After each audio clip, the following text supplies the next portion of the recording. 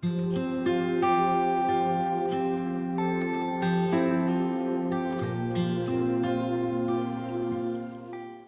말씀 보시겠습니다. 오늘 은혜 받으실 기록된 하나님의 말씀은 사무엘하 21장 1절에서 9절까지 봅니다. 사무엘하 21장 1절에서 9절까지 보겠습니다. 구약성서 499페이지에 있습니다. 저하고 여러분이 한 절씩 교독하겠습니다. 다윗의 시대에 해를 거듭하여 3년 기근이 있으므로 다윗이 여호와 앞에 간구하매 여호와께서 이르시되 이는 사울과 피를 흘린 그의 집으로 말미암음이니 그가 기브온 사람을 죽였음이니라 하시니라. 기브온 사람은 이스라엘 족속이 아니요 그들은 아모리 사람 중에서 남은 자라. 이스라엘 족속들이 전에 그들에게 맹세하였거늘 사울이 이스라엘과 유다 족속을 위하여 열심히 있으므로 그들을 죽이고자 하였더라. 이에 왕이 기브온 사람을 불러 그들에게 물으니라. 다윗이 그들에게 묻되 내가 너희를 위하여 어떻게 하랴? 내가 어떻게 속죄하여야 너희가 여호와의 기업을 위하여 복을 빌겠느냐 하니. 기브온 사람이 그에게 대답하되 사울과 그의 집과 우리 사이의 문제는 은금에 있지 아니하오며 이스라엘 가운데에서 사람을 죽이는 문제도 우리에게 있지 아니하니이다 하니라. 왕이 이르되 너희가 말하는 대로 시행하리라. 그들이 왕께 아뢰되 우리를 학살하였고 또 우리를 멸하여 이스라엘 영토 내에 머물지 못하게 하려고 모해한 사람의 자손 7사람을 우리에게 내주소서. 여호와께서 택하신 사울의 고을 기브아에서 우리가 그들을 여호와 앞에서 목매다로 달겠나이다 하니 왕이 이르되 내가 내주리라 하니라. 그러나 다윗과 사울의 아들 요나단 사이에 서로 여호와를 두고 맹세한 것이 있으므로 왕이 사울의 손자 요나단의 아들 무비보셋은 아끼고 왕이의 아야의 딸 리스바에게서 난 자 곧 사울의 두 아들 알모니와 무비보셋과 사울의 딸 메랍에게서 난 자 곧 무울라 사람 바르실레의 아들 아드리엘의 5 아들을 붙잡아 함께 읽습니다. 그들을 기브온 사람의 손에 넘기니 기브온 사람이 그들을 산 위에서 여호와 앞에 목매달매 그들 7사람이 동시에 죽으니 죽은 때는 곡식 빼는 첫날 곧 보리를 베기 시작하는 때더라. 하나님 말씀입니다. 아멘. 네, 우리 함께 사무엘하 21장 1절에서 9절까지 함께 보셨습니다. 우리 그 내용 가지고 하나님 앞에서 살아가기라는 제목으로 우리 함께 은혜 나누겠습니다. 이제 다윗의 일대기를 쭉 다루고 있는 이제 사무엘하가 이제 거의 끝나가고 있습니다. 막바지인데 다윗이 우리가 여태까지 인생길을 나누었는데 그 인생길은 크게 3가지 부분으로 나눌 수 있을 것 같습니다. 뭣도 모르고 이제 목동으로 살다가 어느 날 하나님께서 기름 부으셨죠.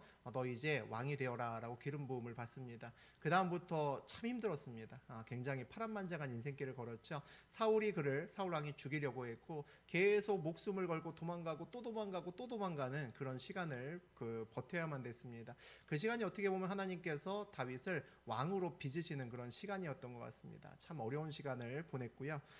그리고 이제 왕이 되었습니다. 왕이 되고 나서 하나님의 놀라운 인도하심과 축복이 계속 다윗에게 부어졌죠. 다윗이 승승장구합니다. 주변의 나라들 몽땅 다 멸해서 주변 나라들이 전부 다 다윗에게 조공바치고 그리고 다윗을 높이는 그런 아주 놀라운 일이 벌어지게 됩니다. 그럼에도 불구하고 다윗은 왕이 된 다음에도 계속 그의 마음은 하나님 아래에 있는 그 겸손한 마음을 잃지 않습니다. 유명한 일화가 있죠. 그가 백향목 궁에 있으면서 이렇게 얘기를 합니다. 나는 백향목 궁에 있는데 하나님의 궤는 저기 천막에 있다니. 그래서 가슴 아파합니다. 그럴 정도로 다윗의 마음은 늘 언제나 자기 자리를 지키고 교만한 마음으로 가지 않았습니다. 하나님의 종의 위치에 늘 마음을 두고 있었죠. 그 시간 동안에 하나님의 놀라운 축복이 더욱더 임합니다. 하나님께서 약속하시죠. 내가 너의 날을 영원하게 할 것이다. 내가 너를 잘 들었을 것이고 너의 이름을 만천하에 남기게 할 것이다. 그런 약속까지 합니다. 그렇게 끝이 났으면 참 좋았을 텐데 이제 3번째 우리 다윗의 인생기에 문제가 생기죠. 그것이 밧세바와 우리아 사건이었습니다. 죄를 지어서도 물론 안 되지만 사람이 죄를 지을 수도 있긴 하지만 씻을 수 없는 죄를 지었습니다. 남의 아내를 범하고 그것으로 모자라서 그것을 덮기 위해서 우리아라는 충신을 또 죽이기까지 했죠.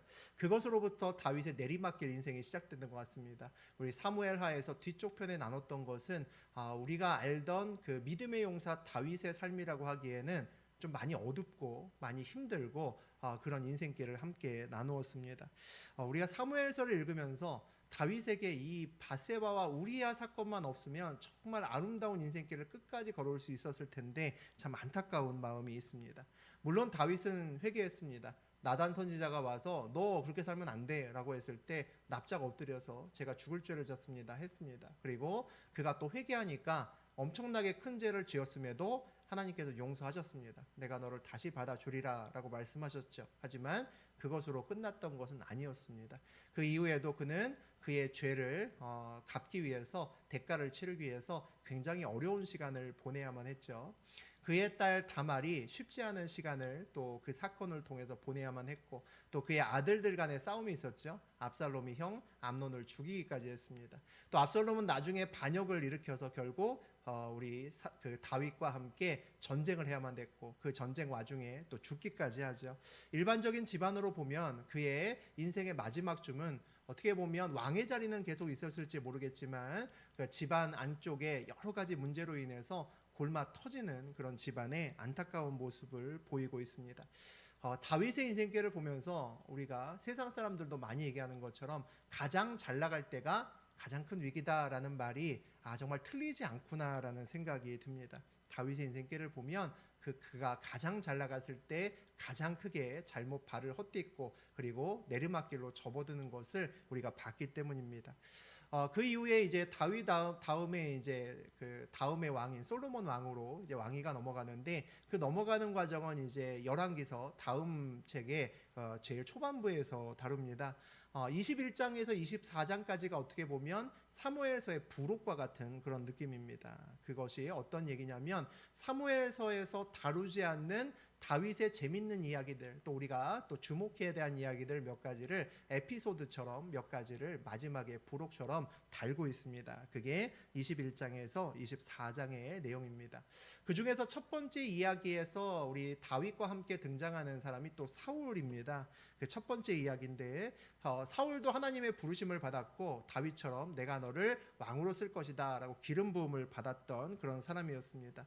그렇지만 사울은 토기장인 하나님의 손에서 온전하지 못했습니다. 그 안에서 하나님의 지으심대로 하나님의 손길을 잘 느끼면서 아름다운 그릇으로 바뀌었어야 됐는데 그렇게 되지 못했습니다. 하나님의 뜻을 감당하지 못했고 그는 내가 원하는 그릇이 따로 있었던 것 같습니다. 결국 어떻게 됩니까? 토기장의 손에서 토기장의 뜻대로 빚어지지 않는 진흙은 터져버리게 돼 있습니다. 하나님의 뜻대로 온전히 빚어질 수 없다는 거죠.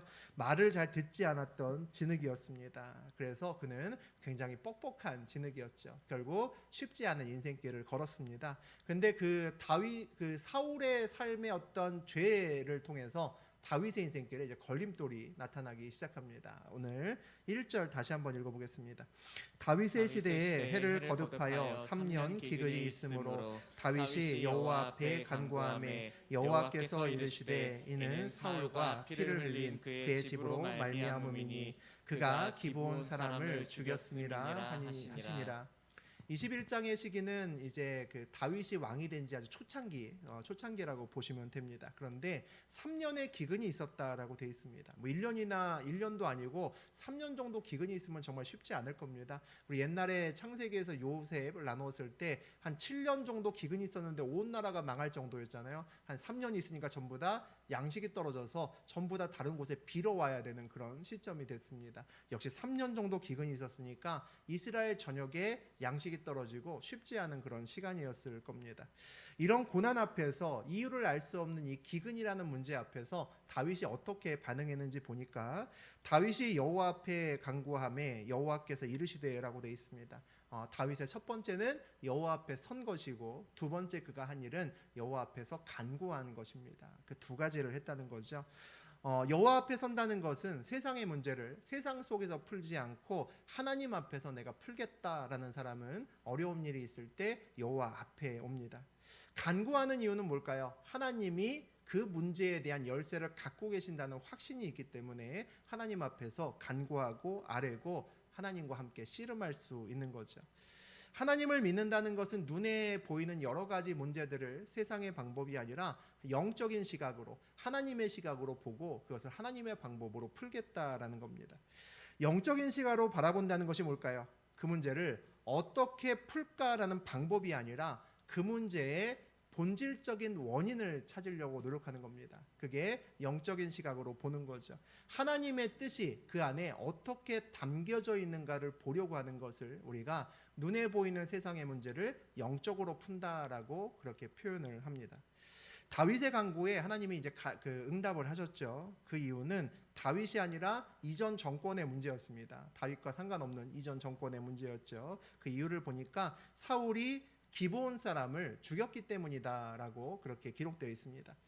여호수아서 9장에 보면 그런 이야기가 나옵니다. 여호수아가 이제 모세 다음으로 이제 대장이 됐죠. 그래서 이스라엘 백성들을 이끌고 가나안으로 넘어와서 이제 정복을 합니다. 자기 땅을 하나하나씩 하나님의 도우심을 받아서 하나하나 정복해 나갑니다. 그 정복해 나가는데 어느 날 마주 허름한 완전히 꾀제제에서 떼국물 졸졸 흐르는 그런 옷을 입고 또 거의 곰팡이가 이렇게 난 그런 빵을 막 씹어 먹으면서 어떤 사람들이 옵니다. 그러니까 누가 봐도 야, 저 사람들은 되게 멀리서 길을 잃었거나 이런 사람이구나 라고 생각을 합니다. 그 사람들이 와서 이제 절을 합니다. 아, 우리는 아주 먼 곳에서 왔고 먼 곳에서도 하나님의 그 이야기를 우리가 다 들어서 알고 있다. 하나님이 당신들을 애굽 땅에서 바로의 손에게서 구한 것도 알고 있고 바로를 때려부신 것도 우리가 알고 있다. 야, 참 하나님 대단하더라. 그리고 당신들도 참 대단하더라. 뭐 이렇게 칭찬을 합니다. 그리고 나서 우리 먼 곳에 있으니까 우리는 너하고 싸우기 싫은데 이렇게 얘기합니다. 그래서 우리 평화 조약을 좀 맺읍시다라고 이야기를 합니다. 하나님께서 가나안 땅으로 들어갈 때 가나안 땅에 아무도 남기지 말고 모두 다 멸하고 바깥쪽으로 내쫓으라고 말했습니다. 그러니까 그 안에 사는 사람하고는 아무하고도 평화 조약을 맺으면 안 되죠. 근데 이 사람들이 워낙 꾀죄죄하게 하고 그 다음에 막 곰팡이 핀 빵도 씹으면서 오니까 멀리서 온 것이 분명하지 않습니까? 그리고 자기네 입으로도 멀리서 왔다고 하니까 맞겠지 하고 확인하지 않고 그냥 덥석 조약을 하고 도장 꽝꽝꽝 찍어버립니다. 협약이 체결됐죠. 협약이 체결되니까 그들이 딴소리를 하는 겁니다. 며칠 지나지 않아서 사실은 우리 먼 곳에서 온 거 아니고 이웃 동네인데 이렇게 얘기를 합니다. 너무나 화가 났지만 하나님의 이름으로 도장을 찍었기 때문에 어떻게 할 수가 없는 겁니다. 이미 계약은 했고 약속을 지켜야 되는 입장이었던 거죠. 그래서 이스라엘 백성들과 기브온은 원래는 이방 민족이고 같이 살 수 없는 사람들이었었는데 그 조약을 계기로 같이 살게 됩니다. 이스라엘 땅에서 같이 살게 되었다는 거죠. 그런데 오늘 그 조약을 깨버렸다는 겁니다. 사울이 깨버렸다는 거죠. 우리가 그 여호수아의 그 내용을 보면서 우리가 항상 인생을 살면서 당연해 보이는 작은 것에 굉장히 주의해야 된다라는 생각이 듭니다. 우리가 특히 좀 중요한 일이나 또는 어떤 큰 일을 앞에 두고 그렇게 할 때가 많습니다. 우리는 큰 것에 신경을 집중하고 작은 것들은 그냥 넘기려고 합니다. 그게 꼭 틀리지는 않은 것 같습니다. 우리가 인생을 살아갈 때 모든 일에 우리가 신경을 곤두세우고 그렇게 살 수는 없잖아요. 그러면 사람이 쉽지 않겠죠. 그러니까 우리가 평상시에는 큰 일은 좀 자세히 보고 작은 일은 뭐 대충 해. 회사에서도 마찬가지입니다. 큰 일은 CEO가 거기 도장을 딱딱 찍지만 작은 일은 야 부장선에서 과장선에서 처리해. 그렇게 넘어갑니다. 다 신경 쓸 수는 없기 때문이죠. 보통 때는 그럴 수 있습니다. 그런데 정말 중요한 때 큰 일을 앞에 두고 있을 때는 때로는 반대로 자세하게 작은 것들을 봐야 될 필요가 훨씬 더 많이 있을 때가 많습니다. 저도 돌아서 보면 그런 때 그런 사소한 일이 바뀌어서 큰 걸림돌이 되거나 또는 사소한 일에 그 큰 문제를 풀 수 있는 열쇠가 있었던 경우가 굉장히 많습니다. 우리에게 있어서 큰 일이 터졌다는 것은 어떤 일입니까? 보통 세상적인 일이죠. 오늘 다윗처럼 큰 기근, 경제적인 문제가 터진 겁니다. 큰 어려운 일이 터진 거죠. 또는 질병이 크게 올 수도 있죠. 이런 것들을 우리가 큰 일이 생겼다라고 이야기를 합니다.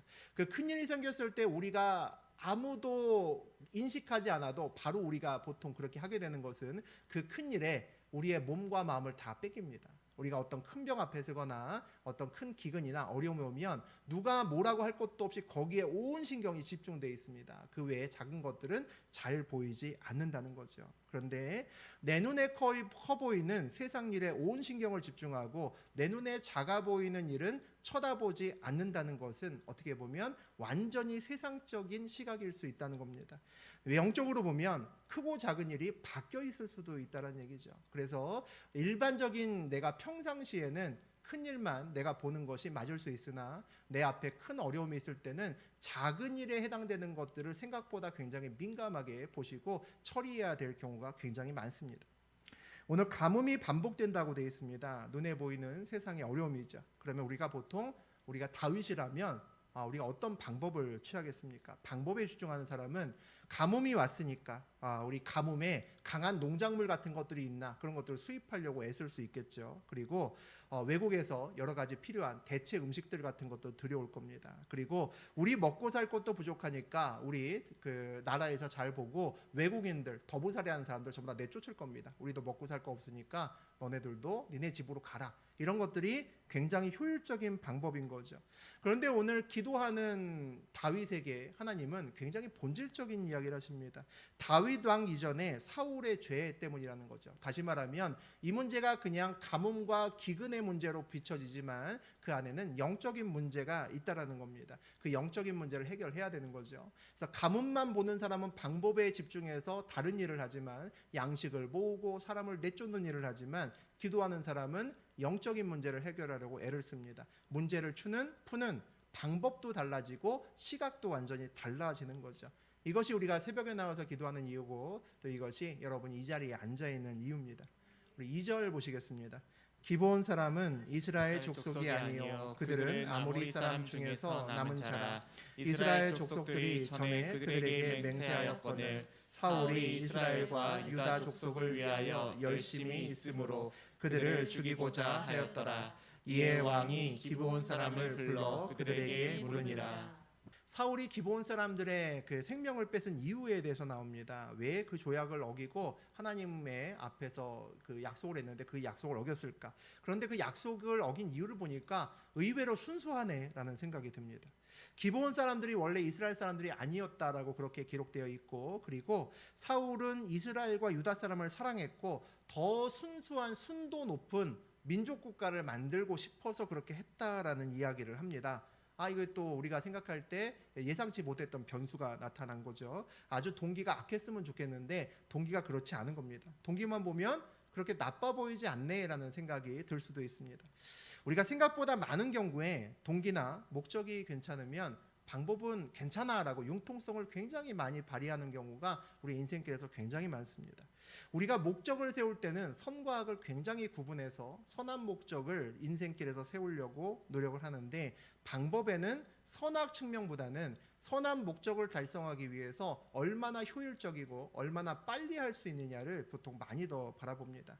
그런데 진정한 목적과 동기는 방법을 통해서 드러납니다. 포도를 싸고 있다면 그 종이에서는 달달한 냄새가 나야 되고 양파를 싸고 있다면 그 종이는 매콤한 냄새가 나야 될 겁니다. 악한 방법으로 거룩한 목적이 드러나지도 않고 달성되는 일도 없습니다. 저 사람이 지금은 문제가 많아 보여도 돈 많이 벌고 나면 좋은 일 많이 한다고 하는데 괜찮은 것 아닌가? 그런 그리스도인이 되면 좀 곤란할 수 있습니다. 저 사람이 지금 사는 것을 보니까 나중에 돈 많이 벌면 틀림없이 저 사람은 좋은 일 할 거야. 그런 사람이 되셔야 된다는 거죠.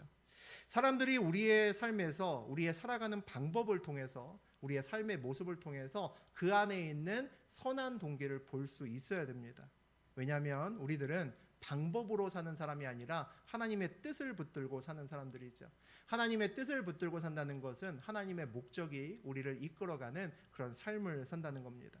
선한 목적이 악한 방법을 통해서 우리를 이끌어가지 않습니다. 그러면 우리가 하나님이라는 선한 분을 붙들고 따라간다면 그분이 악한 방법을 통해서 자기의 선한 뜻을 우리에게 이루고자 이끄시지 않는다는 겁니다.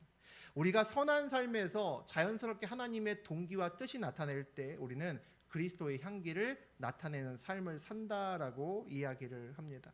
세상의 속담에서도 그런 얘기 있습니다. 강아지같이 벌어서 정승같이 쓴다, 뭐 이런 얘기들 있죠.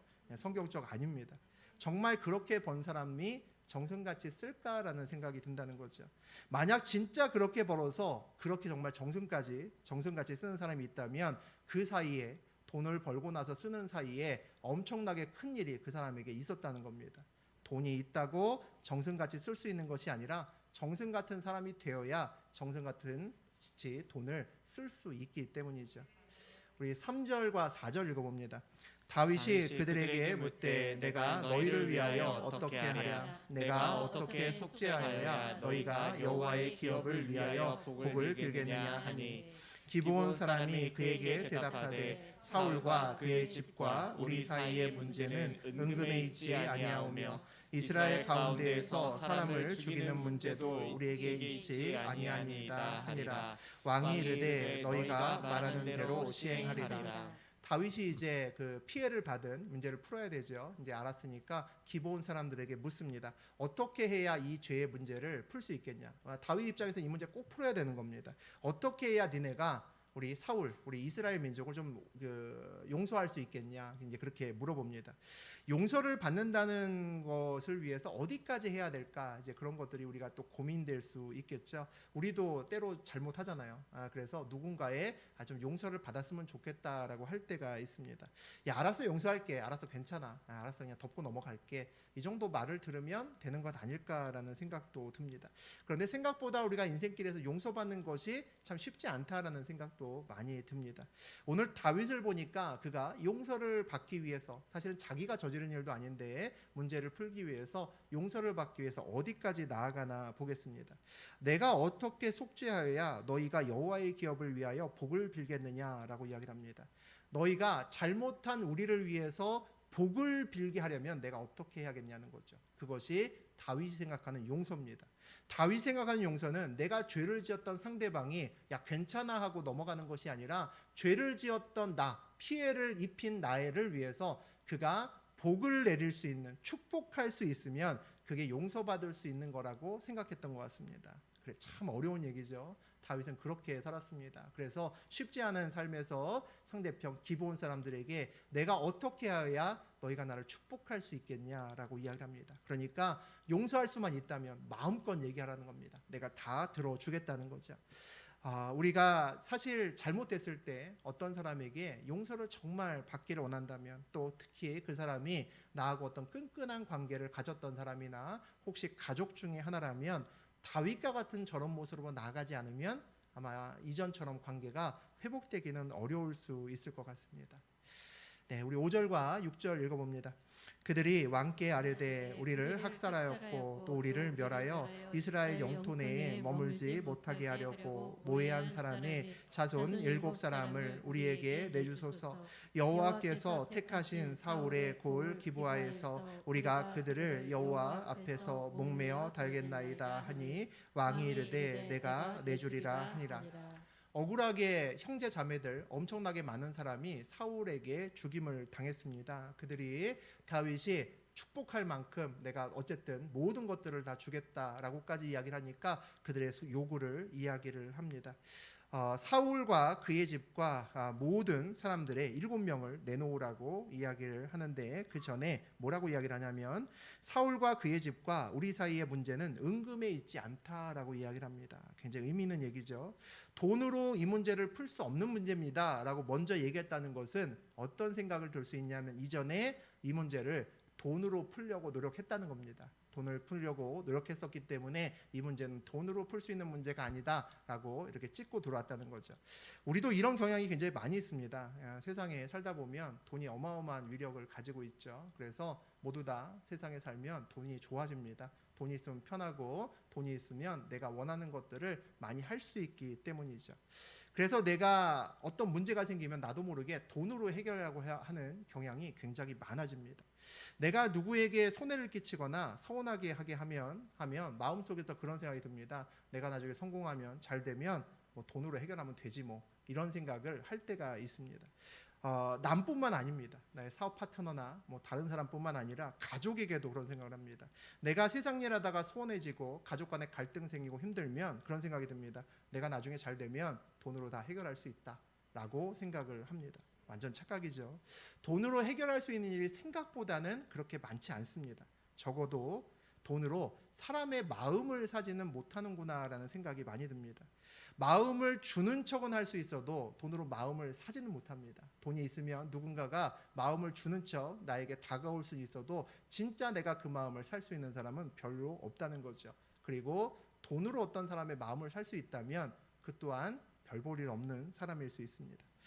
나중에 돈으로 정말 어떤 문제를 해결할 거다라는 생각을 내가 정말 품는다면 돈이 없는 지금이 굉장히 중요한 때입니다.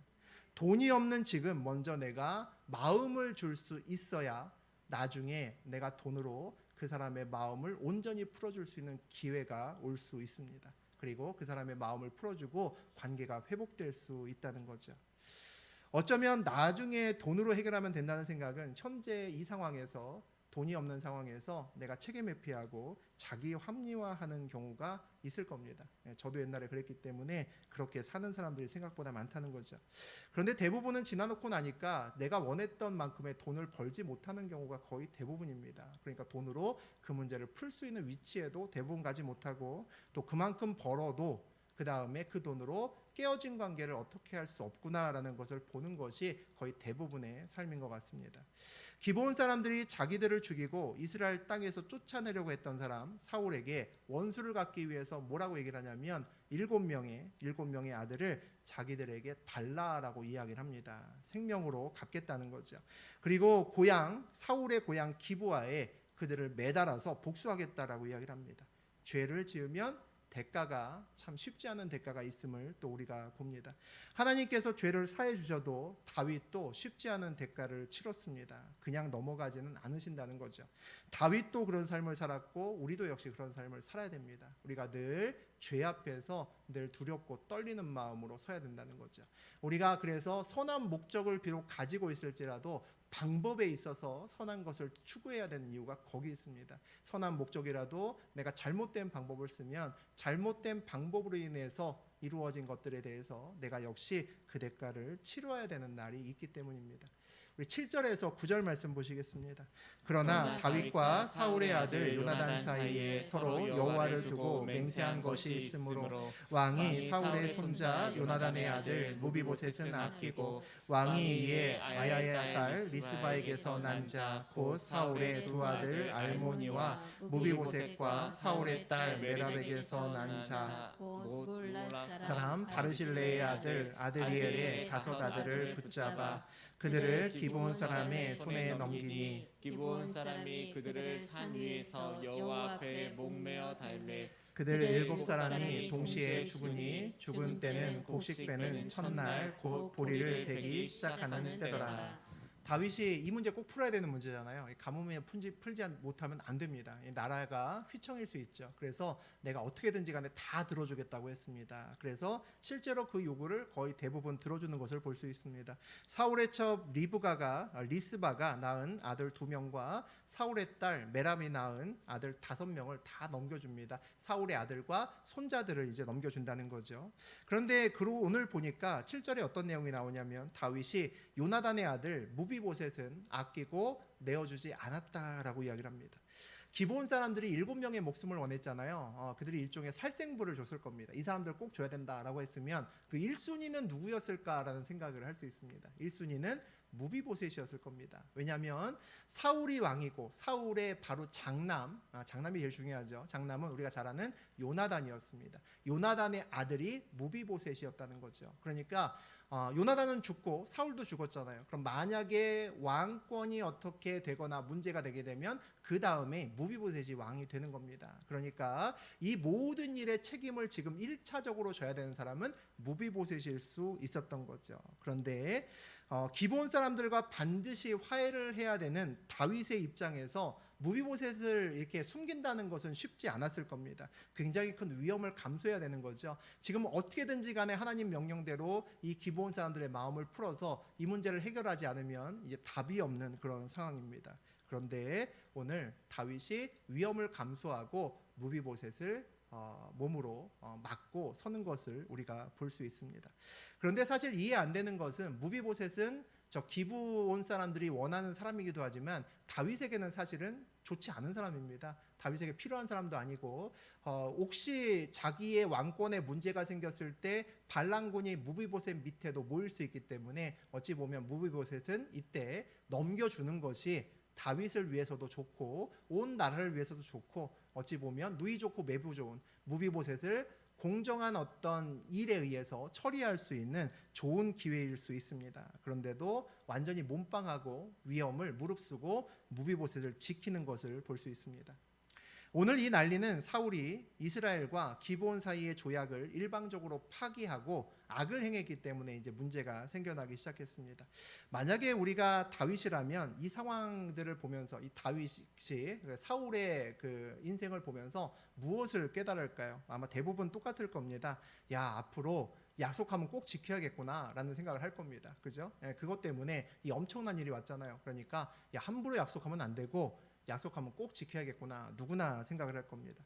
우리는 살면서 어떤 사람이 실패하는 것을 통해서도 많이 배우죠. 성공하는 것을 벤치마킹에서도 배우지만 실패하는 사람의 인생길을 통해서도 많이 배웁니다. 아, 저 사람이 저렇게 실패했구나. 그 사람을 반면 교사로 삼아서 우리 인생길에 동일한 실패를 하지 않으려고 많은 사람들이 노력을 합니다. 사울의 사건을 보면서 야, 나도 저렇게 살지 않고 진짜 약속 잘 지키고 살아야지 라고 말하는 것은 쉬운데 그렇게 결단하고 난 다음에 삶에서 그렇게 살아내는 것은 정말 쉽지 않습니다. 우리가 눈으로 보고 결단할 때는 아무것도 내놓지 않아도 되잖아요. 그냥 약속을 잘 지키면 된다. 그렇게 살아야지 라고 하는 것으로 되지만 삶에서 내가 어떤 약속을 지킬 때는 보통 뭐 하나는 내려놔야 되는 경우가 많습니다. 뭐 하나는 내가 그냥 버려야 되는 경우가 많다는 거죠. 오늘 다윗이 그런 경우입니다. 오늘 세상의 기근의 문제를 영적으로 풀기 위해서 하나님 앞에 섰습니다. 간구했죠. 그리고 하나님께 약속을 또 받았습니다. 어떻게 하면 된다라는 얘기도 들었고 이 죄의 문제를 해결해야겠다라는 것도 알았습니다. 그런데 오늘 사울의 문제를 푸는 상황에서 사울의 이 문제를 푸는 상황에서 다윗이 또 다른 믿음의 시험대 위에 자기도 같이 올라가 버리게 됐습니다. 약속을 저버린 사울을 심판하는 자리에서 자기도 지켜야 되는 요나단과의 약속이 있었기 때문입니다. 요나단과 어떻게 이전에 약속을 했습니까? 하나님 앞에서 내가 너의 후손들을 내가 지켜주리라 라고 약속했습니다.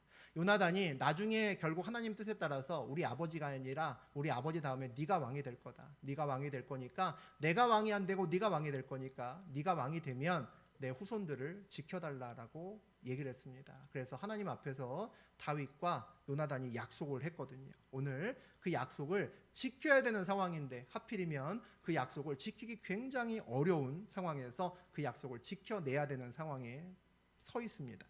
기브온 사람들의 용서를 받아야 되는 입장에서 요나단의 약속을 지키는 것은 리스크를 엄청나게 지는 일인 거죠.